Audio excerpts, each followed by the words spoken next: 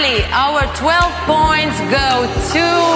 Our 12 points. The 12 points. The 12 points. Nos 12 points. 12 points. Go to. Malta. Estonia, Iceland. L'Ukraine. Espagne, Italy. United Kingdom. Austria, France. Ah, nous voici de retour, l'épisode 4, partie 2 des règles sur le concours Eurovision de la chanson. Salut Quentin, salut Vincent. Salut Thomas, salut Vincent. Quentin. Oh, quelle belle synchronicité. J'aime beaucoup à chaque fois Synchronisité. Oui, c'était pas français. Synchronisation. Oui, c'est mieux. Alors, un petit correctif par rapport à ce qu'on a dit dans l'épisode 3, puisque nous parlions effectivement de l'Asia Eurovision, mais malheureusement, dans l'oreillette, on me dit à l'instant que la mise en place de l'Asia Eurovision a été annulée. Il y a quelques temps de ça déjà. Donc, nous vous avons transmis une mauvaise information dans l'épisode 3, mais nous savons que votre bienveillance ne nous en tiendra pas rigueur. Mais bonne nouvelle, l'American Song Contest est toujours sur la route. Oui, bien sûr, c'est dans les tuyaux. Tuyaux. Dans les tuyaux. Comment tu dis, Vincent? C'est parce que oui, oui, bon bah depuis toujours je dis tuyaux et pas tuyaux. Comme le tuya. Comme les tuyas et pas les tuyas. Bon bref, voilà. C'est pas grave. C'est un grand débat qu'on pourra mener très bientôt. Non. Alors, dans cet épisode 4, on va aborder les autres points des règles, qui sont les chansons et l'émission. Est-ce que vous êtes prêts? Nous sommes prêts. C'est parti!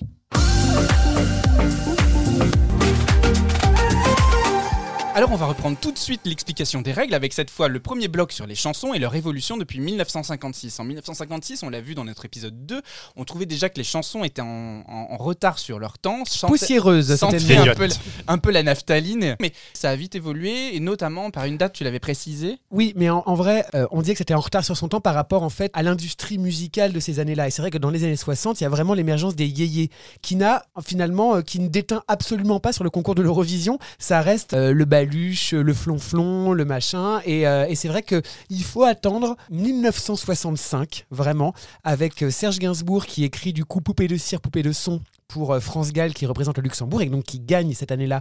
Et là, on peut se rendre compte en fait qu'il y a vraiment un vent de modernisme en fait qui souffle sur le concours de l'Eurovision. Et à partir de ce moment-là, ça va coller un peu plus avec son temps. Et donc du coup, on sent vraiment que le concours de l'Eurovision est influencé par ce qui se passe, en tout cas, dans l'industrie musicale et ça fait plaisir. Alors, quelles sont les règles imposées aux chansons? Quelle est la limite de temps, par exemple? Je sais qu'on l'a vu en 1956, les gens pouvaient chanter 1 minute comme 4 minutes. Aujourd'hui, il y a eu énormément d'évolution par rapport au temps des chansons. Quelle est cette règle? La règle vraiment phare qu'il faut retenir, c'est 3 minutes max. Aujourd'hui, c'est 3 minutes. Ça fait déjà quelques années, c'est vraiment 3 minutes max. Au bout de 3 minutes, la musique se coupe et les micros se coupent. Donc si tu continues de chanter, bah, ça se coupe. Ah oui, carrément. Donc c'est d'ailleurs pour ça que plein de fois, les chansons qui sont sélectionnées par des pays doivent être retraquées, doivent être remodelées pour rentrer dans les 3 minutes. C'était le cas des Italiens l'année dernière en 2021, pardon. Ils avaient une chanson qui durait 3 minutes 40, mais ils ont enlevé un couplet, remodifié le refrain pour que ça rentre dans les 3 minutes. Ou comme les Islandais en 2021, en fait, qui leur chanson était trop courte, elle faisait peut-être 2 minutes 50, et donc du coup, ils sont restés en freeze, vraiment en position genre sans bouger, pendant les 10 secondes. Ah mais c'est pour ça, je pensais que c'est parce qu'ils étaient absurdes du coup que jusqu'au bout ils restaient absurdes. Alors oui, évidemment ça donne un côté loufoque au truc, mais ils sont restés en freeze comme ça pour en fait au bout des 10 secondes et au bout des 3 minutes de chanson, pouf, les feux d'artifice qui partent derrière. Et bah c'est fini. C'est la fin, tintin. Alors justement dans l'absurdité et dans le changement radical du concours, on a l'arrivée des chorégraphies à partir de quand? Et parlons-en des chorégraphies parce que des fois c'est gratiné. Eh bien, je ne sais pas. Ah merde! Alors, non, mais j'ai cherché, il n'y a aucune date, il n'y a rien de précis. En fait, de base, juste la première année, il n'y avait vraiment rien indiqué sur est-ce que c'est possible, pas possible. Donc, en fait, je ne sais pas. C'est peut-être avec l'évolution. En fait, je pense que ça s'est fait un peu naturellement. Oui, c'est ça. Ça bouge, donc ça danse. Donc mais par contre, il faut avouer que la qualité des chorés, c'est rarement quelque chose de très poussé. Quoi. Alors moi, il y a plein d'auditeurs. Il y a certains auditeurs qui m'ont contacté suite à notre 2e épisode et qui m'ont dit que en 1956, même si on n'a pas de vidéo, notamment l'allemand, il swingait derrière son micro, donc il n'était pas statique et visiblement ça commençait déjà à bouger finalement très tôt au sein du concours. Oui, sans avoir la date. Prémices, ouais. Écoutez, si vous nous écoutez, n'hésitez pas à nous éclairer sur les réseaux sociaux, je vous en supplie, et on nous fera un plaisir de vous citer au prochain épisode. Donc, Une grosse question aussi qui revient régulièrement, c'est est-ce que c'est en live ou est-ce que c'est en playback, les chansons de l'Eurovision? Alors, C'est en live. sauf, il y a des guillemets, il y a des guillemets, vraiment. Mais effectivement, le chanteur principal ou la chanteuse principale a l'obligation d'être en live. Ça Vraiment. s'entend des fois Alors quand oui, même. ça s'entend d'ailleurs. Oui, on préférait que ça soit du playback parfois. Par moment. Mais non, de base, vraiment, c'est tout le temps en live. Mais cette année, en 2021, là, à Rotterdam, il y a eu une règle exceptionnelle qui était motivée par des raisons sanitaires pour que les voix de chœur puissent être enregistrées. C'était pas obligatoire, mais les pays pouvaient juste envoyer le chanteur principal ou la chanteuse principale avec des chœurs préenregistrés. Le but étant d'avoir moins de personnes venant dans la délégation, donc moins de risques de contamination, etc. Après, il faut dire aussi que certaines voix enregistrées, par exemple dans les chœurs, et on s'en rend bien compte dans le concours 2021 qui s'est passé, c'est-à-dire que, et c'est aussi emprunt beaucoup de ceux qui font la loi un peu dans le concours Eurovision, c'est les Suédois, avec le Melody Festivalen, où en fait tu peux entendre toutes les chansons, en fait les chœurs sont enregistrés, et souvent la voix sur les refrains, uniquement en règle générale, la voix du chanteur ou de la chanteuse principale est enregistrée également sur le refrain, pour donner un peu de, comment dirais-je, une couverture, un peu de matière en fait finalement à la chanson en elle-même. Et donc par moment tu te dis attends mais c'est elle que j'entends chanter par-dessus sa voix aussi enregistrée, donc c'est un peu étrange finalement. Ouais. Et il y a eu, moi je trouve que dans le concours 2021 il y a eu vachement ça, notamment avec des nanas qui chantaient vraiment très mal. Oui, parce que du coup en fait les chanteurs ont une roue de secours alors. Oui, c'est ça. Oui, tout à fait. Après je pense que c'est parce que ça dépend aussi si le tableau est très dansé ou des choses comme ça qui sont pas formés au triple threat, comme on dit, danser et chanter en même temps et jouer en même temps. Enfin, voilà, c'est... Et alors, on parlait de cette évolution des règles par rapport aux conditions sanitaires. Est-ce qu'elle est amenée à évoluer ça y est, on a la réponse. Elle est renouvelée pour 2022. Ouais, c'est mais du coup, c'est une exception qui devient la règle. C'est ça. Et j'ai bien peur que ça soit comme le Melody Festivalen, ça devienne automatique. Alors, qu'est-ce que le Melody Festivalen pour ceux qui ne sauraient pas ce que c'est? Alors, c'est le concours de sélection du candidat suédois. C'est un peu destination Eurovision mais fois 1000, c'est-à-dire que l'émission dure un mois et demi. Comment ça, l'émission dure un mois et demi? C'est pire que le Téléthon, cette histoire. Non, mais alors, une fois par semaine, ils font le tour de la Suède, des stades de Suède. C'est-à-dire qu'il y a 30 000 personnes, ou une vingtaine, 20 000, 30 000. Ah oui, non, c'est grandiose. Hein, c'est grandiose. Et tout le monde est devant sa télé. 90% d'audience. Ah oui. Oui. C'est l'événement suédois pendant un mois et demi. C'est Petra qui présente? Ça dépend. Parfois, oui. Il y a Mans aussi qui a présenté. Mais pas cette année. D'accord, donc les Suédois mènent la barque, pourquoi? Parce que c'est ceux qui ont le plus de victoires à leur actif, j'ai envie de dire. Oui, et puis ils ont une modernité, ils participent beaucoup à l'industrie musicale en fait, mondiale. Il y a beaucoup de... On les connaît pas parce que c'est pas les stars, mais derrière les Katy Perry et compagnie, c'est souvent des Suédois, des compositeurs suédois. Donc ils ont une industrie musicale très poussée. Une autre question qui vient régulièrement dans les conversations quand on discute de l'Eurovision, c'est pourquoi les interprètes ne chantent pas dans la langue de leur pays globalement. Est-ce qu'il y a une règle qui l'impose? Oui, non. Et sinon, pourquoi? Alors là, il y a eu vraiment des mouvements de va-et-vient pendant des dizaines d'années. Au tout début, pendant 10 ans, donc de 56 à 65, pendant 10 ans, il n'y avait aucune règle qui obligeait les pays à chanter dans leur propre langue. Mais de fait, tous les pays chantaient dans une de leurs langues nationales, alors que rien ne les y obligeait. Et en 65, le candidat suédois en fait, a chanté en anglais. C'était la première fois qu'un pays ne respectait pas la règle morale, qui n'était pas écrite, de chanter dans sa propre langue. Et suite au fait que le candidat suédois a chanté en anglais en 65, à partir de 66, et ce jusqu'en 73, il y avait une obligation dans le règlement de chanter dans sa langue. Donc de 66 à 73, tous les pays devaient chanter dans une de leurs langues nationales. D'accord. Mais du coup, ça pouvait défavoriser certaines langues un peu trop abruptes, j'imagine, par rapport à l'anglais qui est compréhensible de tout le monde. Justement, c'est pour ça d'ailleurs, ça vient notamment des Scandinaves et particulièrement des Suédois qui ensuite, en 73, ont fait le forcing pour pouvoir chanter librement. Et d'ailleurs, la première année où il y a une liberté linguistique, donc il n'y a aucune obligation, c'est 74 et Waterloo pour les Suédois gagne avec ABBA. Comme quoi. Et ça a duré pendant 4 ans, jusqu'en 76, et après de nouveau en 77 jusqu'en 98, encore la obligation de chanter dans sa langue, dans une langue nationale. Et depuis 98, 99 en l'occurrence, et ça fait du coup maintenant 22, 23 ans que ça dure, liberté linguistique. Liberté linguistique et qui finalement arrive à trouver sa place parce que des langues qu'on ne connaît pas du tout, typiquement l'Ukraine, avec la chanson ukrainienne de l'année dernière. Je sais que toi, tu l'as détestée, Vincent. Non, mais elle a fait... j'ai pas que j'ai détesté, c'est qu'elle me faisait peur. Mais elle a cartonné et elle cartonne encore. Enfin, c'est le seul aussi moment avec l'Eurovision où on a la possibilité d'avoir des chansons plutôt agréables dans des langues d'ailleurs qu'on ne connaît pas du tout. Elle n'était pas agréable cette chanson. Moi j'ai trouvé ça C'était très génial. agressif. Mais c'est vrai que par contre, il semblerait que la 2021, c'était vraiment l'exception qui confirme la règle. Parce qu'effectivement, il y a 4 pays dans le top 5 qui chantent dans leur propre langue qui n'est pas de l'anglais. Mais quand on remonte les années précédentes, tous les vainqueurs chantent au moins partiellement en anglais. Donc, même si je suis d'accord avec toi, c'est bon pour la diversité culturelle, on va dire, d'entendre des chansons de styles différents dans des langues différentes. Malheureusement, il y a quand même un avantage certain à chanter en anglais. Après, je trouve que la plupart des pays font aussi l'effort de, s'ils chantent dans leur langue, il y a un moment donné, un des refrains va être en anglais. Ou alors sinon la chanson va être en anglais et un des refrains va être dans leur langue. On peut se souvenir de Tinkara qui chantait en anglais et en slovène. C'est ça, oui. Mais qui n'a pas gagné 12 points dans 12 points. Non, pauvre enfant. Mais voilà, malheureusement, il y a quand même il y a une prime quand même à l'anglais, évidente. Alors, on a parlé de la chanson, de son temps, on a parlé de l'interprétation dans sa langue, on a parlé des chorégraphies. La question qui se pose maintenant, c'est combien de personnes sur scène maximum et pourquoi ? Parce qu'on le voit, les délégations, quand elles arrivent sur scène, elles sont souvent pauvres en effectifs. Qu'est-ce qu'elles le justifient ? L'argent. Toujours le même Encore problème. et toujours. Le nerf de la guerre. Ils sont 6 maximum, donc il y a toujours un chanteur ou une chanteuse. Donc, et puis 6 personnes maximum sur scène. Ouais. Le but, c'est parce qu'en fait, ça coûte trop cher sinon, parce qu'il faut bien comprendre qu'ils sont sur place pendant 2 semaines pendant les répétitions, donc les chambres d'hôtel, et donc c'est des gens à nourrir, et puis il y a des gens autour. Et puis ils sont pas au Formule 1. Oui. D'accord. Et donc ça coûte cher. Donc certains pays peuvent pas se permettre d'envoyer 30 personnes parce que c'est eux qui payent. Donc c'est le télédiffuseur national qui paye pour sa propre délégation. Donc des pays riches peuvent envoyer masse de gens, il n'y a pas de souci, mais il y a d'autres pays qui peuvent pas se le permettre. Et je pense que c'est pour ça aussi que, dû à cette contrainte de personnes sur scène, je pense que c'est pour ça aussi que la nouvelle règle autorisant les chœurs enregistrés, parce que ça comprend également les choristes qui peuvent être soit en coulisses en train de chanter, soit visibles sur scène, tout dépend de la mise en scène. Mais si par exemple on a 3 choristes qui sont en coulisses, ça fait 3 personnes en moins sur le plateau.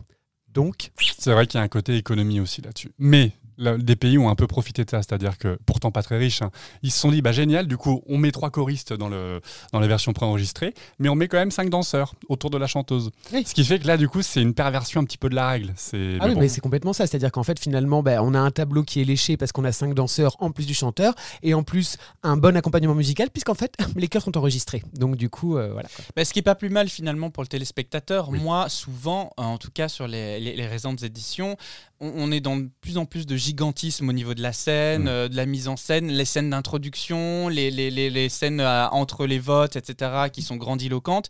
Et puis on se retrouve parfois avec des délégations qui sont 3 à 4 sur cette immense scène qui paraît du coup immensément vide. Et ça manque parfois un peu de show. Ouais, de show, d'ampleur. Oui, et pour autant, tu vois, il y a des très belles mises en scène en fait qui sont les plus simples et les plus finalement percutantes. Barbara Pravi, par exemple, sa mise en scène, elle était toute seule. Il n'y avait pas de chœur, il n'y avait rien. Elle était seule.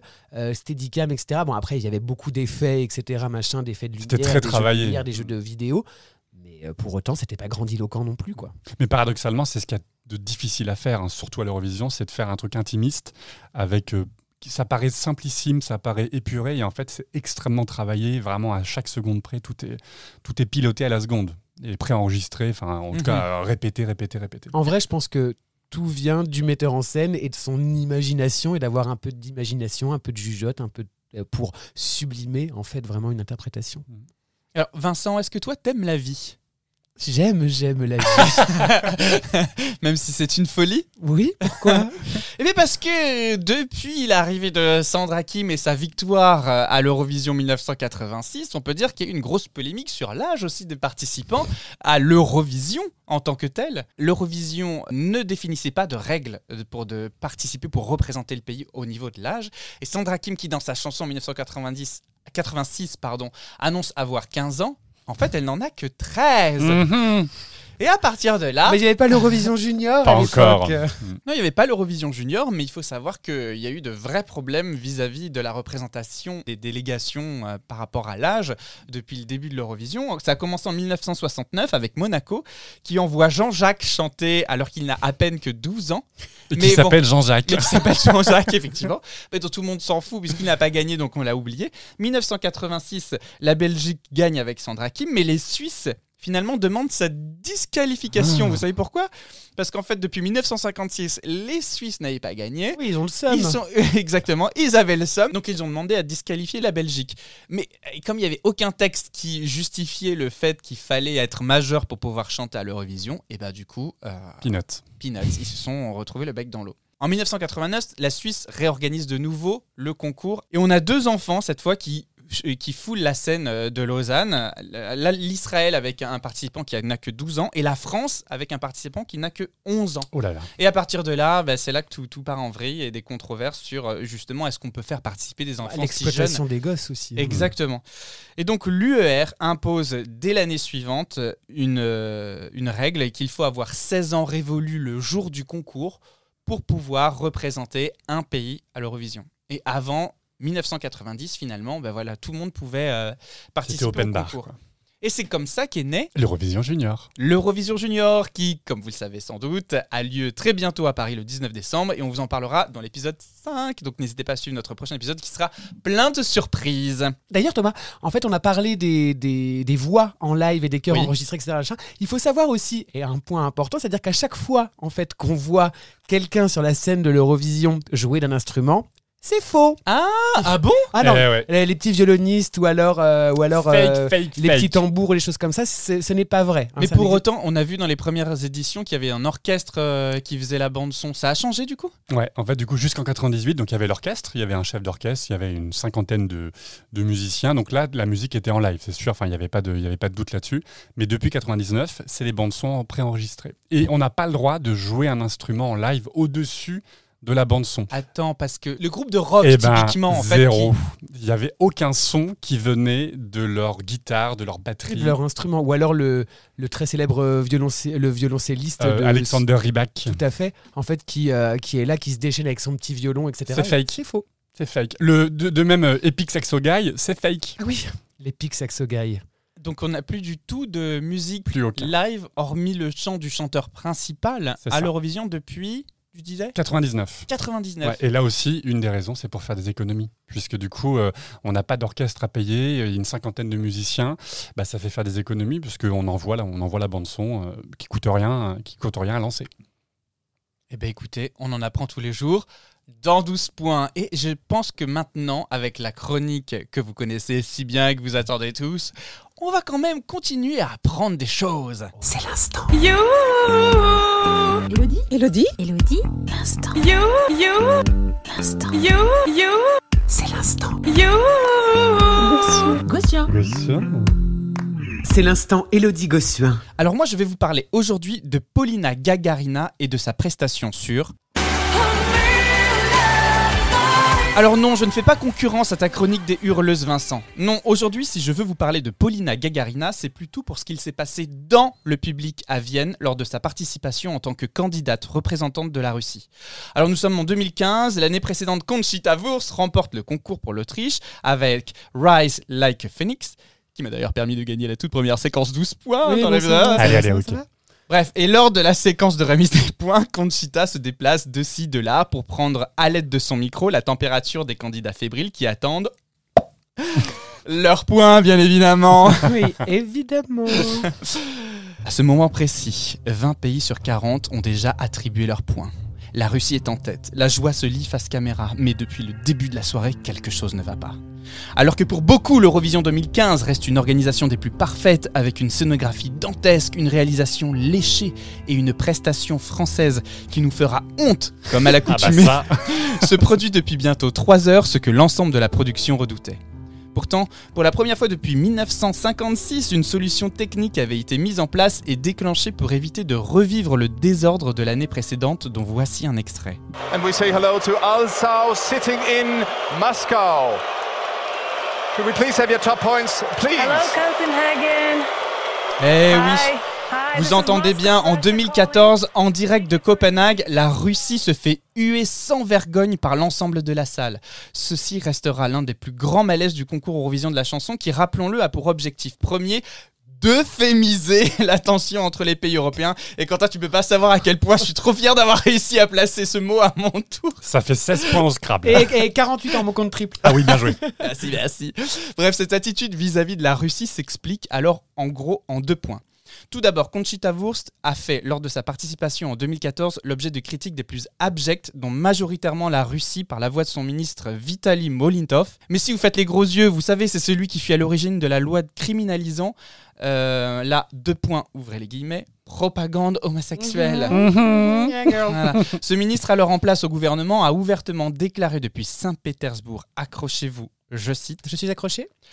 Ne serait-ce que pour diffuser cette compétition en Russie, pourrait insulter des millions de Russes. La participation de Conchita Wurst, qui est indéniablement traversie et hermaphrodite sur la même scène que des chanteuses russes en direct à la télévision, est une propagande flagrante de l'homosexualité et un déclin spirituel. Non, mais du coup, c'est comme ça que tu fais l'accent russe. Oui, bon, je suis très mauvais en accent. Et encore, je vous épargne la suite de la citation. Ça, c'est le tableau dégueulasse pour le premier point. Quant au second, évidemment, le 28 février 2014, annexion de la Crimée par la ligne 7 du métro en direction de la Courneuve. Bon, laissez-moi vous rafraîchir la mémoire avec un rapide récap historique, allez, pour la faire intelligente. Et Quentin, corrige-moi de suite si je raconte une quelconque connerie, je t'en supplie. Attention. Top. Depuis la nuit des temps, la péninsule de Crimée est un bout de terre de 27 000 km² à cheval entre le sud de l'Ukraine et le sud-ouest de la Russie, se situant dans la mer. C'est la mer Noire. Oui. Exactement. Annexée depuis le XVIIIe siècle par Catherine II de Russie, la Crimée est en fait depuis un symbole culturel du romantisme russe. Et puis surtout, il y a vraiment une importance stratégique car elle permet, depuis Sébastopol, l'accès à la Méditerranée. Exactement. Alors il faut savoir aussi que la Crimée n'a pas été rattachée à l'Ukraine en fait. Et ça n'est qu'en 1954 que Khrouchtchev décide de l'offrir à la République socialiste d'Ukraine. Mais sans réel risque, puisque pour lui, l'Ukraine était alors intégrée à l'URSS. Sauf qu'en 91, patatras, plus d'URSS et l'Ukraine proclame son indépendance. Je vous laisse faire les gars, allez-y, vous avez l'air bien. Et oui, la souveraineté de la Crimée devient alors lieu de tension entre les deux pays. Des échauffourées naissent au sein de la population civile entre les pros et les anti-russes. Et en janvier 2014, le président ukrainien pro-russe est destitué. Dans la foulée, un nouveau gouvernement est alors mis en place et retire instantanément le russe comme seconde langue officielle. En réaction, de nombreuses manifs éclatent dans les régions russophones de l'Ukraine et une partie du pays finit par se soulever. Du coup, discretos, le 28 février 2014, des militaires s'emparent alors sans difficulté de la Crimée et l'annexion par la Russie sera officiellement proclamée par référendum le 16 mars suivant. L'ONU voit dans cette annexion une violation des fondamentaux du droit international et la légalité de ce rattachement est encore aujourd'hui contestée. Bref, ça fait beaucoup et forcément cette contestation s'est manifestée distinctement lors de l'Eurovision 2014, on l'a entendu. Mais revenons à 2015 et ce moment où moi j'ai été personnellement choqué et qui justifie aujourd'hui l'invocation suprême d'Élodie Gossuin. Eh bien, malgré toute la bonne volonté de l'organisation, c'est-à-dire qu'on a quand même en 2015 mis en place dans la salle un système de réduction de bruit afin que la candidate russe et les téléspectateurs ne puissent pas entendre au cas où de huées aussi significatives que 2014. C'est quand même ouf. Eh bien, qu'on ait prévenu l'audience aussi avant le début de l'émission que la politique n'avait pas sa place dans l'émission et que Love, Love, Peace, Peace devait rester le credo du programme, eh bien, rien n'y a fait. Les bouh et les ouh se sont déversés sur cette pauvre Paulina qui pourtant était venue avec Million Voices, une chanson pleine d'amour et de paix, justement. Oui, enfin, c'est un peu abusé, très démagogique, hein, mais... Alors l'idéal aurait été que sa chanson soit mauvaise, que l'on puisse ne pas voir la Russie outre mesure ce soir-là, mais que nenni, dès le début de la distribution des points, les 10 points et les 12 points pleuvent pour la Russie. 12 points go to Russia. La Russie, 12 points. Multipliant d'autant les occasions d'humiliation de la foule, d'ailleurs, les retours caméra sur les animatrices ne trompent pas, le malaise est grandissant dans la salle, tant et si bien qu'au bout d'un moment, Alice, l'une des présentatrices, s'est sentie obligée de remettre des points sur les i en direct. Before we move on, just one thing. Please remember that our motto is building bridges and music should stand over politics tonight. And all our artists deserve equal treatment and respect. And it's all for the music. Thank you. Dès cet instant, le doute n'est plus possible et derrière ma télévision, je m'en souviens encore, j'ai ressenti un profond malaise pour cette candidate qui, responsable en rien, tentait de rester forte et de garder le sourire à chaque gros plan alors qu'elle se faisait clairement huer devant des centaines de millions de téléspectateurs. Ce recadrage sera alors répété une seconde fois par Conchita, sommant alors le public avec une sévérité non dissimulée d'applaudir Polina Gagarina. I'm sitting here with the outstanding, talented Polina from Russia. You deserve to be in the lead. Give her a round of applause, everybody. Et c'est ce regard noir, presque glaçant, qui me reste encore en tête aujourd'hui, comme le symbole d'un drôle de moment à l'Eurovision. Alors pour conclure cette histoire, je rappelle que les télévotes européens portèrent Polina en 2e position derrière la Suède cette année-là, et je pense qu'on peut aujourd'hui tous ensemble s'en féliciter.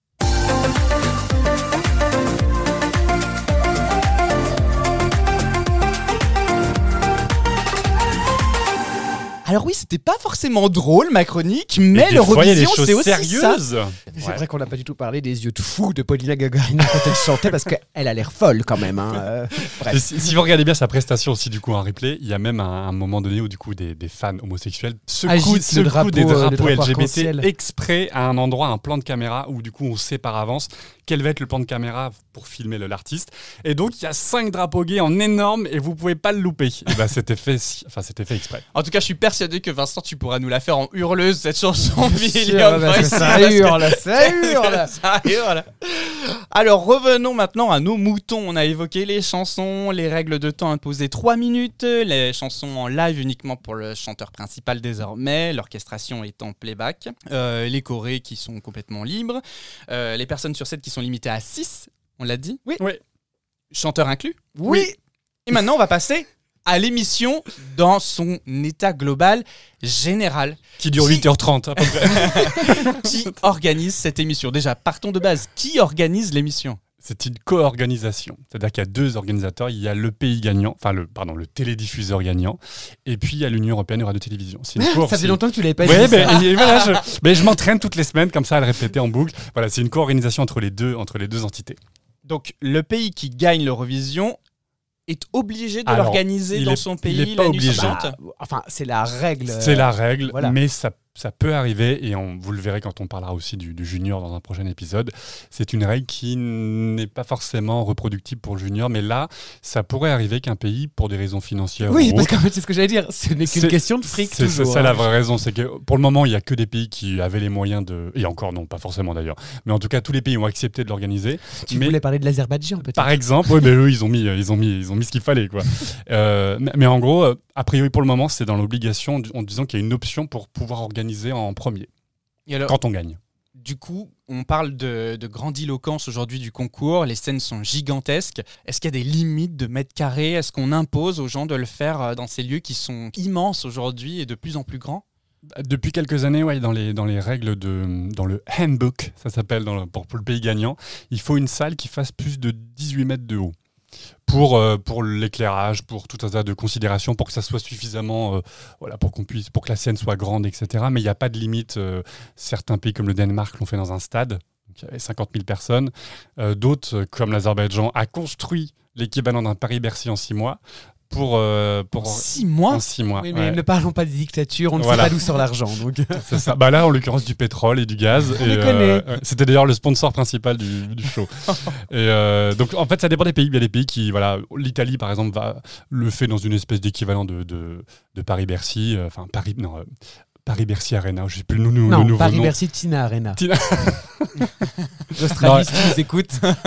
Il n'y a pas de limite plus, mais il y a des limites moins. C'est-à-dire qu'on ne peut pas le faire dans un truc trop petit, avec pas assez d'envergure. Il faut que ce soit suffisamment grand parce qu'il y a énormément de public aussi. Depuis quand, en fait, le public est présent, debout, en fosse, par exemple Alors, le public a toujours été présent, mais si vous vous souvenez, si vous regardez des vidéos d'archives ou autres, jusqu'au début des années 2010, c'est plan-plan, tout le monde est assis. C'est pas la grosse teuf comme un pas la concert méga teuf, énorme de Katy Perry, quoi. C'est ça. Il faut attendre 2013, du coup, quand la Suède a gagné en 2012, avec Loreen, justement, qui a gagné à Bakou, avec Euphoria. À Bakou, Très bonne c'est une chanson. ville, c'est pas à Bakou. Oui, genre à parce que Bakou. c'était clairement pas à Bakou, vous pouvez regarder. Il faut attendre 2013 pour qu'il y ait la naissance, en tout cas l'arrivée de la fosse, avec 2-3 000 personnes, des fans principalement, déchaînés, qui secouent des drapeaux dans tous les sens. Et d'ailleurs, ça bouche la vue parfois. Il faut attendre ça pour que vraiment il y ait une ambiance un peu concert en direct. Et par contre, depuis 2013, c'est tous les ans comme ça. C'est ce qui a permis aussi de développer l'audience, de créer un peu toute cette hype autour du concours et la possibilité de vivre ça comme un événement vraiment de fête, tel un grand concert de stars international. Qui unit les peuples, parce que c'était vraiment le but de base. Comme un festival, un peu, comme on va voir un festival, enfin, beaucoup de gens qui bougent, etc. Bah là, ça se voit à la télé, quoi. Est-ce que l'émission a une durée maximum imposée, pareil, parce qu'on a vu les votes ont été réduits de moitié par la façon dont ils étaient rétribués, mais est-ce que on a certains télédiffuseurs, par exemple, vu que c'est une émission en direct, imposent de non, moi Michel, à 23h, j'ai l'Euro-Million qui doit être présenté par Foucault, il faut que ça s'arrête, tu vois. Non, il n'y a pas de limite max, mais par contre, pour des questions d'audience, ils ne font pas durer jusqu'à 1h30 du matin. Donc c'est pour ça d'ailleurs qu'ils ont raccourci la période des points, l'attribution des points, pour pas que ça finisse à 1h30 du matin, quoi. Où est-ce que c'est diffusé dans le monde aujourd'hui, l'Eurovision ? Eh bien, un peu partout. En fait, c'est même diffusé en Chine, aux États-Unis. D'ailleurs, aux États-Unis, il y a Netflix qui a passé un partenariat avec l'Union européenne de radio-télévision pour diffuser. Donc, il est possible d'ailleurs dans pas longtemps que le catalogue de l'Union européenne de radio-télévision, donc les anciennes éditions, soit disponible sur Netflix. En tout cas aux États-Unis. D'accord. En France, en Europe, on ne sait pas encore. Ils sont déjà accessibles sur YouTube si jamais on veut les regarder, ceci dit. Tout à l'heure, vous nous parliez du Melody Festivalen, les garçons. Est-ce que... Pardon. Pourquoi ? Excuse-moi. Non, mais c'est très bien. Non. Pourquoi ?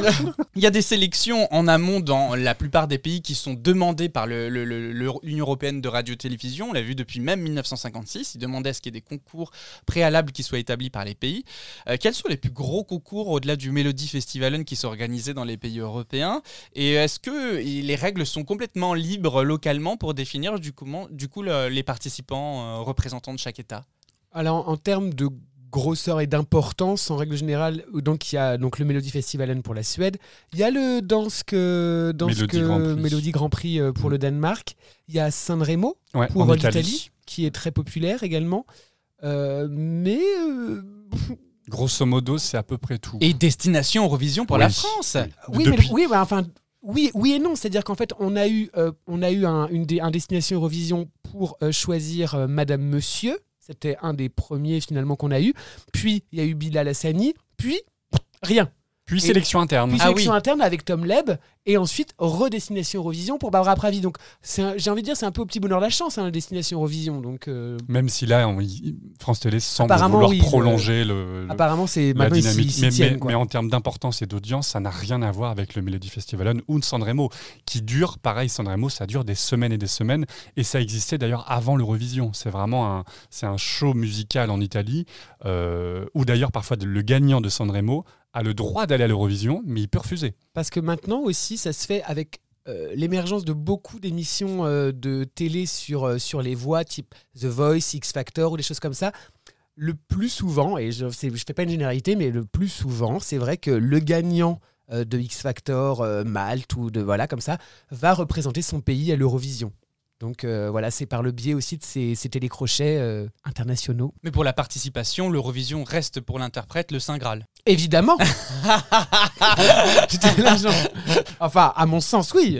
Car c'est une émission pour le de qualité c'est un boost de carrière. Extraordinaire. Et encore plus aujourd'hui, on le voit, ne serait-ce qu'avec la carrière de Måneskin, qui aurait pu penser en fait qu'aujourd'hui, ils soient à faire une tournée des stades internationaux à peine 6 mois après leur victoire au mois de mai dernier, quoi. Ils sont aux États-Unis là pour une promo aussi aux États-Unis. Oui. Non, mais c'est vraiment surprenant. Le concours, j'ai l'impression, du moins, corrigez-moi si je me trompe, prend de plus en plus d'ampleur dans son aura aujourd'hui, et on s'en félicite. Absolument. Alors, dernière question. Non, pas dernière question. D'ailleurs, ça peut nourrir des anecdotes. Est-ce qu'il y a déjà eu des gros problèmes techniques, vu que c'est une émission en live, on l'a vu, avec des chansons en live, avec des délégations qui s'enchaînent avec des mises en scène complètement différentes en l'espace de 2-3 minutes, hormis la rétribution des points et les connexions un peu foireuses qu'on peut avoir de temps en temps.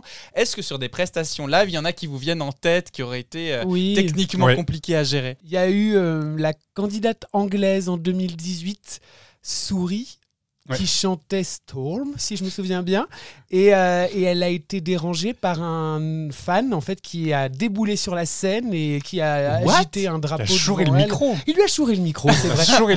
Pour dire un truc on comprend rien. inaudible. Elle s'est pas démontée, cela dit, elle a chanté jusqu'au bout, elle a rattrapé son micro, elle avait une rage folle, elle était là, elle a tout donné jusqu'à la fin. Et d'ailleurs, la délégation lui avait demandé est-ce que vous souhaitez rechanter parce que vous avez été interrompu, et elle a dit non, j'ai été bien comme ça. Ouais, enfin, bon, ça n'a pas fait que. Ouais, elle a quand même fini avant-dernière. Elle n'a pas décollé dans les résultats, mais bon. Ah oui. Et même principe, en fait, de temps en temps, il y a des perturbateurs qui montent sur scène. En 2010, pareil, le candidat espagnol a été gêné par l'équivalent du Rémi Gaillard français, mais espagnol, qui est venu sur scène, qui l'a pas dérangé dans le sens où il s'est mis derrière lui en faisant une choré qui n'avait rien à voir avec le show qu'il proposait. Et pareil, le télédiffuseur le télédiffuseur qui a organisé a proposé à l'Espagne de rechanter. Là, ils ont accepté ils ont rechanté pour le coup. Après, en règle générale, de problèmes techniques, vraiment, je pense que c'est tellement bien rodé, vraiment, que il n'y en a pas. C'est l'émission de télé qui est la plus répétée. C'est-à-dire que les shows sont répétés entre 6 et 9 fois. De 2 heures de show, 6 et 9 fois. C'est-à-dire que la demi-finale, la première demi-finale, elle est répétée 4 fois. Elle est répétée 3 fois, puis la demi-finale en direct. La deuxième demi-finale est répétée 3 fois, puis la deuxième demi-finale en direct. Et la finale est répétée 3 fois dans son intégralité, puis la finale en direct. Donc, et chaque répétition, il y a le public de la même manière pour arriver à gérer les flux, j'imagine, etc. Exactement, pour l'ambiance, pour les plans de caméra, pareil, qui sont très travaillés, qui sont millimétrés à la seconde près. Tout est vraiment rodé. Donc en fait, je suis d'accord avec Vincent d'un point de vue technique, sauf énormes pépins électriques ou autres. Là, dans les grosses productions télévisuelles depuis une dizaine d'années, des gros pépins techniques, non, il n'y en a pas. Moi, je serais très curieux d'ailleurs de voir ne serait-ce qu'une fiche technique d'une mise en scène proposée à l'Eurovision, parce que j'imagine que tout est écrit, vraiment, et seconde par seconde avec les timecodes, etc. Par exemple, voir la fiche technique de Barbara Pravi, voilà, qu'est-ce qui se passe à tel moment, etc. Machin. Et je pense que c'est tellement millimétré, tellement répété que c'est un mécanisme où, en fait, il n'y aura jamais de merde. Enfin, ça roulera, quoi. En fait, c'est un programme automatique. Par exemple, c'est Q-Pilot, par exemple, pour le montage vidéo, où il y a une dizaine de caméras qui filment la scène. La délégation choisit que de 24 secondes à 32 secondes, ça sera tel plan de caméra et ça doit faire tel effet visuel. Et en fait, le logiciel se lance tout seul. Donc, il n'y a plus de monteur derrière, il n'y a plus de régisseur qui choisit caméra 4, caméra 5, ça se lance automatiquement. C'est incroyable. Justement, pour faciliter le travail d'avoir 40 chansons différentes, c'est un truc automatique. Donc, il y a... De temps en temps, on voit qu'il y a des petits pépins de cadrage, mais c'est tellement minime, c'est vraiment minime. Et du coup, ça donne un show d'une extrême qualité parce qu'on a vraiment l'impression de regarder des clips, presque. Et moi, ce que j'invite vraiment nos auditeurs à faire, c'est quand vous allez regarder l'année prochaine le prochain concours de l'Eurovision, essayez de le voir autrement que juste peut-être cette soirée entre potes où vous vous marrez, mais rendez-vous compte peut-être de la prouesse technique qu'il y a derrière d'arriver à réaliser ce show en direct, qu'on le rappelle, qui est en direct. Et ce qui est impressionnant, si vous regardez un peu des vidéos filmées de l'intérieur de la salle de spectacle, c'est les 30 personnes, les 30 techniciens qui changent les décors. En 1 minute, en 45 secondes, ils doivent changer les décors. Tout est millimétré à la seconde, c'est-à-dire qu'il y a quelqu'un qui sort entre 2 chansons, il a à peine quitté la scène que la chanson démarre. Donc c'est vraiment, tout est millimétré. J'adorerais voir, moi, du coup, ce ballet là comme ça en coulisses de sur scène, ce qui se passe. Eh Michel, t'as oublié une plume sur scène. C'est souvent Michel, visiblement. Et Jean-Jacques. Et si la France gagne, tiens les garçons, où est-ce qu'on le ferait à votre avis? Dans quel type de salle? Alors, pour une question de budget... Moi, je pense que ce sera à la Tina Arena de la Défense. C'est vrai que c'est la plus grande salle fermée de France. À mon avis, ça serait trop cher. Je pense vraiment que ça serait... Parce que c'est 40 000 places. Et ça serait trop cher. Je pense que ça serait Paris-Bercy parce que c'est que 20 000 personnes. Il faut avoir l'ambition un peu. Regarde ce qu'ils font pour la scène musicale, pour le junior. Là. Oui, mais c'est 3 500 places. C'est pas mal pour un truc junior. Mais il faut se dire que l'aréna de Nanterre, ou de la Défense, je ne sais plus, il faut donc aussi une scène qui soit gigantesque. Et la scène coûte cher. Donc c'est pas juste plus on met de gens, plus on va pouvoir payer cher, enfin faire payer cher le ticket, donc ça va nous rapporter de l'argent. C'est que il faut avoir une scène. Si tu as une scène minuscule dans un immense stade, il va en falloir des tréteaux et des planches. Ouais, mais attends, depuis le temps qu'on attend de remporter le concours, tu penses pas que le jour où on l'aura, ce fameux sésame, on va pas se donner les moyens dans ce cas, on prend le Stade de France, on le couvre. Et puis, tiens, je pense à ça. Moi, je détesterais que ce soit. Tiens, je pense à ça. C'est une des conditions obligatoires. Il faut un toit. Ah, bah oui, faut pas qu'il y ait de la flotte. Ouais, il faut un toit. Donc tu peux faire ça dehors, mais il faut un toit, faut une toile, faut quelque chose. Tu ne peux pas le faire ça en plein air. Donc Stade de France, à moins de lui mettre un toit juste pour l'occasion, non, ça marchera pas. Bah écoutez, on vient de, je pense, faire le tour de l'ensemble des règles du concours depuis 2 épisodes. Est-ce que vous avez peut-être des anecdotes ou des choses à rajouter par rapport à ce qu'on s'est dit à propos des participants, pays, des points, des candidats, des chansons ou des émissions? C'est pas la peine de faire la gueule, hein, Quentin, c'est pas parce que t'as rien à dire. Je fais la moue. Moi, je n'ai rien à dire, d'accord? Si, je pense au contraire que tu as tout à fait quelque chose à dire. Bravo. Quelle transition.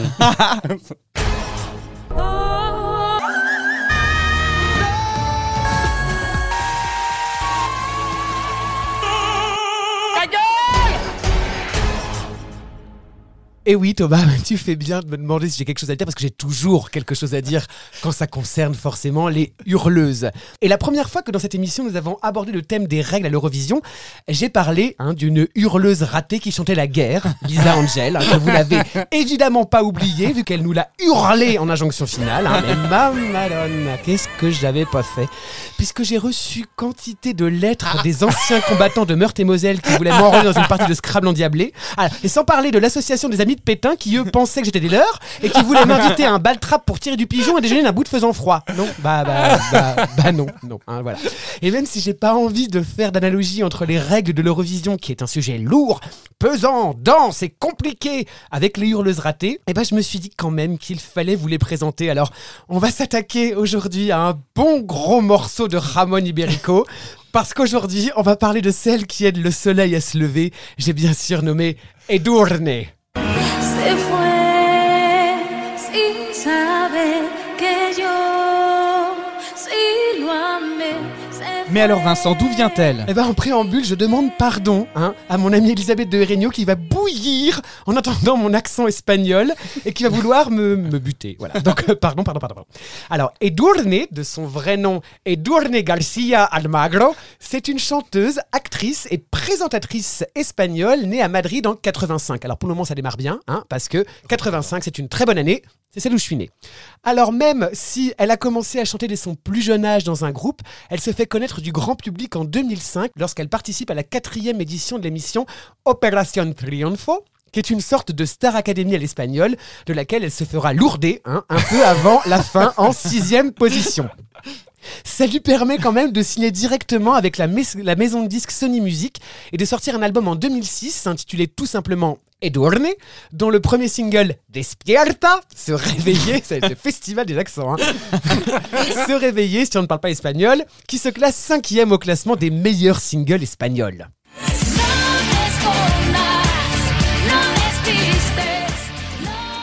Ouh, c'est résolument rock, comme si Emma Domas, les L5 et les Diadems, oui, qui se souvient des Diadems ici, voilà, avaient un enfant. En 2007, elle sort un nouvel album intitulé Ilusión, puis enchaîne une tournée dans toute l'Espagne au sein du spectacle Gris, el musical de tu vida, enfin Gris quoi, voilà, dans le rôle de Sandy qu'elle interprétera jusqu'en 2009. S'ensuit un autre album, Nueva Piel, en 2010, résolument plus électro, puis un autre, plus pop, en 2013, Climax, où elle se met à chanter en anglais. Alors attendez, je tiens, à dire vraiment, pour ne pas m'attirer les foudres de certains ayatollahs, que quand j'utilise des termes comme rock, électro ou pop, je me leurre pas. C'est clairement de la variété déguisée. Voilà, on s'entend bien. Voilà. Pour en revenir à Edurne, on sent que la meuf, elle a bossé, elle a musclé sa voix, elle est prête pour quelques hurlements bien sentis quand elle est choisie par un concours interne pour représenter l'Espagne au concours 2015 de l'Eurovision avec la chanson Amanecer.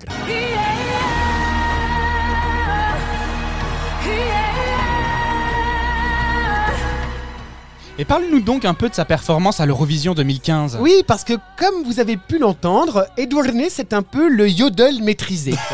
Maîtrisé de bout en bout. On va voir ça. Edurne, pour vous dresser le portrait, c'est Barbie. Elle est belle, elle est grande, elle est mince, elle est blonde. Elle a tout ce qui fait qu'un gros beauf hétéro devant l'Eurovision dit « Elle, je la... » Oh Thomas. Ah bah quand même. Bref, elle commence la chanson dans une magnifique robe rouge type chaperon pailleté avec une capuche et dans les bras un corps emmailloté façon Pieta moderne avec des images de flotte qui font des ronds dans l'eau sur les écrans derrière elle. Bon, on sait pas trop où elle veut en venir, d'autant plus qu'elle n'arrête pas de dire, alors attention, accrochez-vous, voici pour faire plaisir à mon ami Sylvain, la minuta espagnole. Se fue sin saber que yo si lo amé. Il est parti sans qu'il sache que je l'aimais. Sangre tanto amor, j'ai saigné tant d'amour. Et un dernier pour la route parce que je vous sais fan de mon accent. Mi corazón me susurró, a mí no vuelvas sin su amor. Mon cœur me chuchotait de ne pas repartir sans son amour. Alors attendez. Parce que si vous n'avez pas compris, moi je commence à raccrocher les wagons. La jolie blonde fait des mouvements de main qui contrôlent les lumières, les écrans dessinent des champs magnétiques, le corps emmailloté se change en bellâtre au torse si ciselé qu'on dirait qu'il a été sculpté par les dieux. Oui, j'ai compris, c'est Marie, la mère de Jésus. Ah non. Alors non, parce qu'à cette note précise, le bellâtre torse nu déchire la cape d'Edurne et court en fond de scène pour aller la ranger. Et elle se retrouve, comment décrire ça, en reine des Amazones qui a très très chaud, avec des grandes sandales argentées montant jusqu'aux genoux, une robe transparente fendue jusqu'au nombril, et alors là, elle est pas contente. Ah, elle envoie des sorts dans la salle pendant que sur les écrans, des halos d'énergie dorée explosent dans tous les sens, jusqu'à ce que ce bellâtre revienne en courant pour une chorégraphie / baston parce que 1, 2, 3, Edurne a fait la Starac et elle sait danser.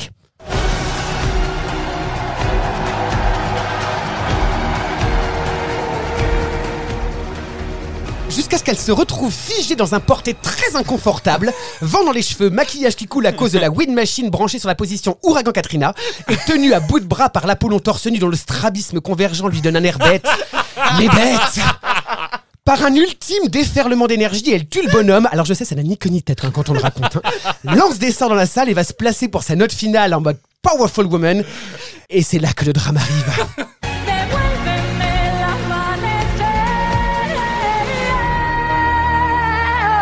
Alors c'est ce qu'on appelle dans le jargon une note craquée. Elle a bien craqué. Alors manque de souffle, mauvais placement, excès de zèle. On comprend pas ce qui s'est passé. Déjà qu'on ne comprenait pas ce qui s'est passé dans la tête du metteur en scène quand il a dit « Attends, cette chanson m'inspire un pays magico avec une grande blonde qui fait de la magie en hurlant et qui dessoude un mannequin tout droit sorti d'une pub Calvin Klein. » Bon, les gens se sont pas trompés et l'aurore, l'amanecer d'Edurne n'a pas fait mouche puisque ce soir-là, elle termine 21e sur 27 avec 15 points. Concept trop fucked up, mise en scène illisible, note craquée, tout ça à la fois. On saura jamais tant personne, mais vraiment personne, ne s'est jamais exprimé sur cette performance qui, pour ma part, reste dans les annales. Oui, mais depuis... Forte ou pas, de sa participation à l'Eurovision, elle sort un album Adrenalina sur lequel on peut retrouver le single Amanecer, mais bien chanté cette fois. Vilain, qui signera la fin de sa collaboration avec le label Sony Music. Moi, je vous dis, ça pue cette histoire, vraiment. Elle intègre ensuite le jury de España Got Talent, puis joue dans des séries avant de sortir en 2020 un nouvel album résolument hispano-pop qui donne envie de bouger le popotin appelé Catharsis, mais dont le développement a été tué dans l'œuf à cause d'un pangolin. On a déjà évoqué le sujet, il me semble. Voilà. Et qui fera l'objet d'une réédition en 2022, le temps que la demoiselle et son compagnon David De Gea, joueur de foot dans l'équipe de Manchester United, savourent leurs premiers instants avec leur petite fille née en 2021. Si fueras fácil de olvidar, si no temiera quererte. Donc vraiment impossible de vous dire, messieurs, ce qui est arrivé ce soir-là de 2015 à la petite Edurne. Néanmoins, dans mon cœur, l'aurore s'est levée à tout jamais. Oh, c'est beau.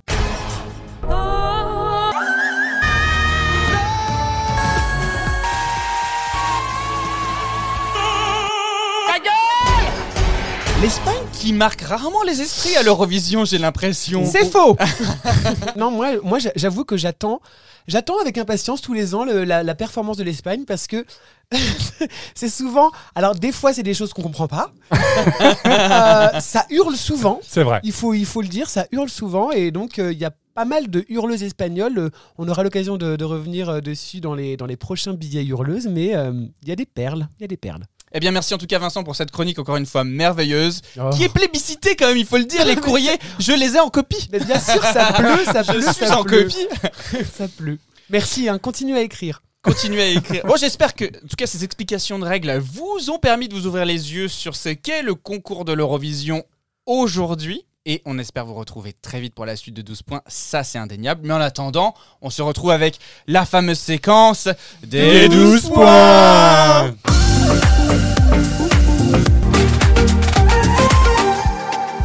Alors, qui veut commencer cette semaine les 12 points? Moi j'y vais. Allez. Écoute, j'ai jamais commencé après ce plan de radio. Alors, c'est vrai, t'as jamais commencé. Non, Attention, sauf qu'on rappelle que maintenant on a 2 minutes top chrono. Attendez, je lance le chrono. 3, 2, 1. C'est parti, 2 minutes pour convaincre. Aujourd'hui, je vous parle de Johanna Maria Jansson, plus connue sous le nom de Daughter, qui signifie fille en suédois, car elle se considère un peu comme une fille de la terre-mère, étant donné qu'elle est végane. Moi, j'en connais surtout une qui a trop fumé de tofu. Alors, elle a tenté de représenter la Suède à l'Eurovision par le biais du grand concours interne, le Melody Festivalen, en 2018, 2020 et 2021. La meuf lâche rien, mais elle n'a jamais réussi, malheureusement. Alors, pour autant, je vais faire la lumière sur la chanson que j'aime beaucoup personnellement et qu'elle a coécrite et interprétée, qui s'appelle Little Tot, qui signifie bout de chou. Trop mignon en français. Et c'est donc un morceau électropop fort bien branlé, avec des rythmes métalliques modernes, une belle orchestration et un gimmick qui reste en tête avec le You don't, you don't, you don't. Bref, une chanson parfaitement calibrée pour l'Eurovision. Et j'ai pas peur de le dire, pour une Lady Gaga, une Katy Perry ou autre hurleuse pop mainstream.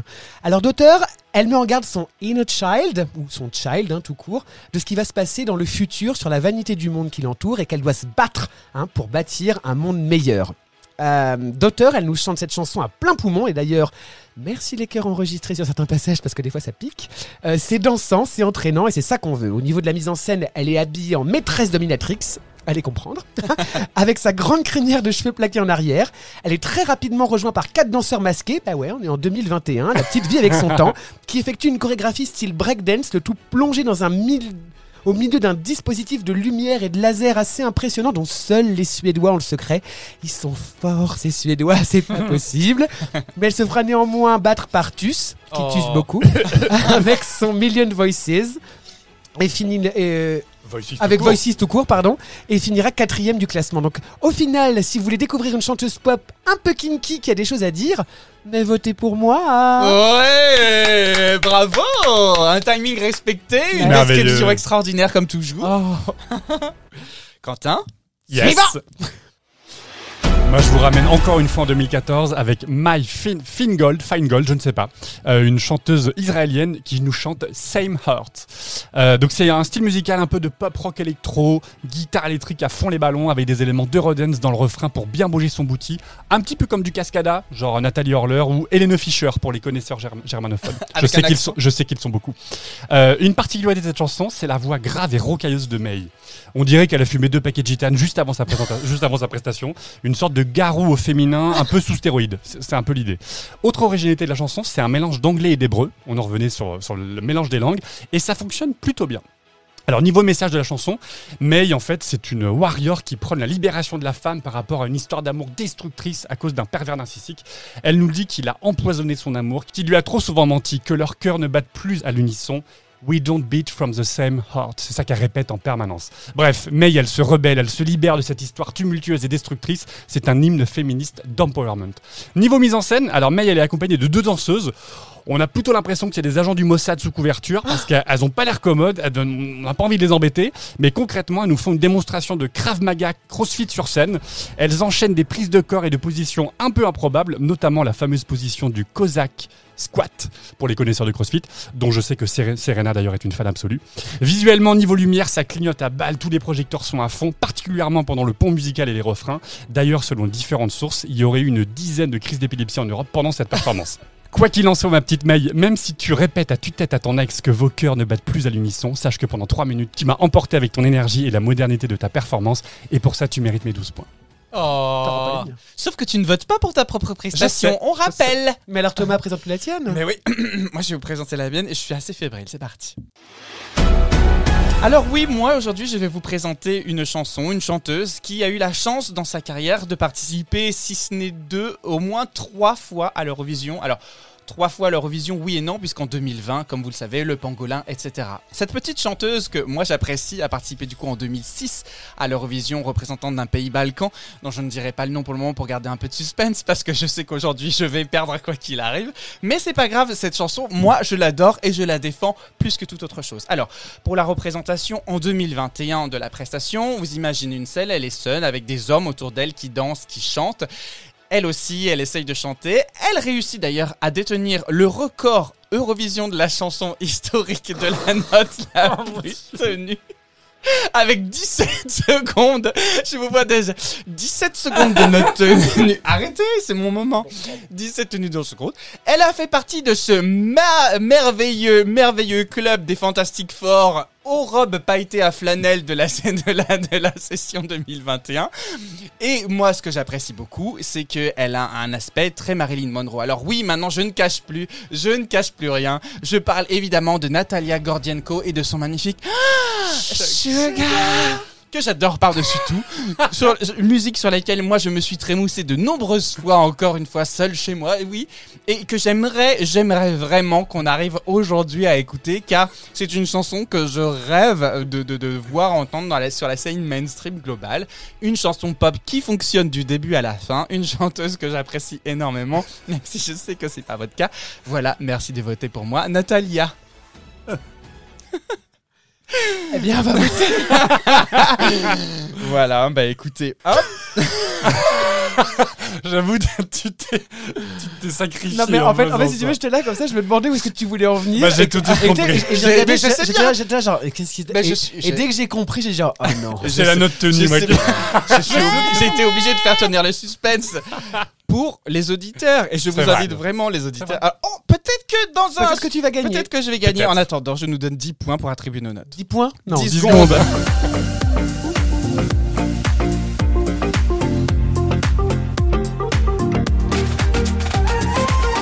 Et c'est ainsi que se finit l'émission avec l'attribution des 12 points. Et écoutez, je vous propose moi de commencer pour faire durer un peu ce suspense incroyable. Et j'ai décidé cette semaine, parce que j'ai énormément aimé ta description et du coup je suis impatient d'écouter car je n'ai jamais entendu parler de cette chanson ni de cette description. C'est toi, Vincent. Merci. Je donne 12 points. Mais je dois dire que le combo hébreu-français Krav Maga CrossFit que Quentin tu nous as délivré me force à vouloir aller écouter aussi cette chanson. Je te donne du coup 10 points. Merci. Oh, bravo. Voilà. C'est à mon tour. Ben vas-y, je t'en prie. Eh bien, je vais donc attribuer mes 12 points à Quentin. Évidemment. Évidemment. Et c'est pas évidemment, mais sa description était séduisante. Mais j'ai vraiment hâte de savoir le point que tu vas... Il faut dire que en fait, j'ai longtemps été en questionnement avec moi-même pour savoir combien de points j'allais t'attribuer, Thomas. Je me suis dit qu'en fait, ta passion est finalement ce qui est le plus touchant, vraiment, dans cette présentation. Donc, je t'ai attribué 6 points, la moyenne. C'est pas mal. Sachant que je déteste cette chanson. Mais genre, tu la détestes. Ah, je la déteste. J'ai envie qu'elle meure. Donc, voilà, 6 points pour Thomas. Merci. Alors moi, je vais donner mes 12 points à Vincent également parce que j'adore l'auteur. C'est vraiment génial et cette chanson en particulier, elle était vraiment très très bien. Merci. Bah, bravo. Et puis Thomas, alors moi, j'ai noté vraiment sur la chanson que je déteste et que je hais. Sévère, mais je... Alors là, je suis sévère, je ne sais pas si je suis juste. Je ne te note pas toi, je note vraiment la chanson en elle-même. Je te donne 2 points. La pire note. Ah, mais il est affreux. Mais parce que je hais cette chanson. C'est vrai. Je hais cette chanson. Il a écrit 2 points. Mais t'es une affreuse bonne femme. Mais je déteste cette chanson. C'est insupportable. Il faut que cette chanson disparaisse de l'Eurovision. Ah non, mais c'est... Avec la chanteuse. Ah non, vous êtes vraiment sévère. Non, écoute, bravo Thomas. Donc on se quitte avec d'auteur Little Tot. Et je voudrais néanmoins, avant de se quitter, vous rappeler plusieurs choses. La première, c'est qu'on est présent sur tous les réseaux sociaux. Twitter, Instagram, Facebook et maintenant TikTok. N'hésitez surtout pas à vous abonner, à nous laisser des likes, des commentaires, même sur toutes vos plateformes de podcast, Spotify, Apple Podcast. Laissez-nous des commentaires, ça nous aide énormément, pour nous faire référencer, nous faire connaître. Et on espère vraiment que vous appréciez notre programme, donc aidez-nous par ces biais-là. Ensuite, 2 choses importantes. Le prochain épisode sera consacré à l'actualité brûlante de l'Eurovision et notamment en France, puisque nous allons bientôt accueillir l'Eurovision Junior. Et nous allons pour la première fois de nos vies nous intéresser à l'Eurovision Junior. Et la dernière fois. Et en tout cas, voilà, vous raconter un peu les tenants, les aboutissants de ce concours, quand est-ce qu'il a été créé, pourquoi il a été créé, et puis surtout en apprendre un peu plus sur ce concours pour lequel la France n'a pas toujours participé, car sachez-le, ça fait bientôt 19 ans qu'il existe malgré tout. Ouais. Et surtout, petit spoiler, mais qui on espère vous mettra un peu l'eau à la bouche, une invitée exceptionnelle sera présente au sein de notre émission 12 points et témoignera de sa participation à l'Eurovision Junior. Voilà, donc rendez-vous dans 3 semaines pour l'Eurovision Junior. En attendant, parlez de nous, continuez à nous écouter. Et puis merci en tout cas à tous ceux qui nous écoutent depuis le début. N'hésitez pas à nous faire part de vos retours. On se retrouve très bientôt dans 12 points. Des bisous. Au revoir.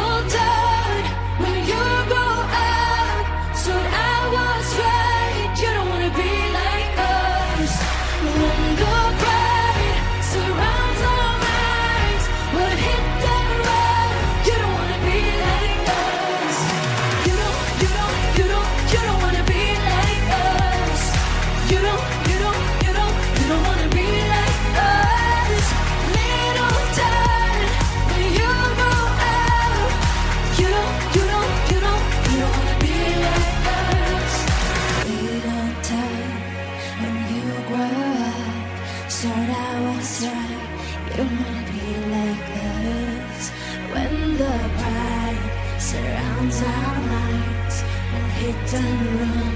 You don't wanna be like us.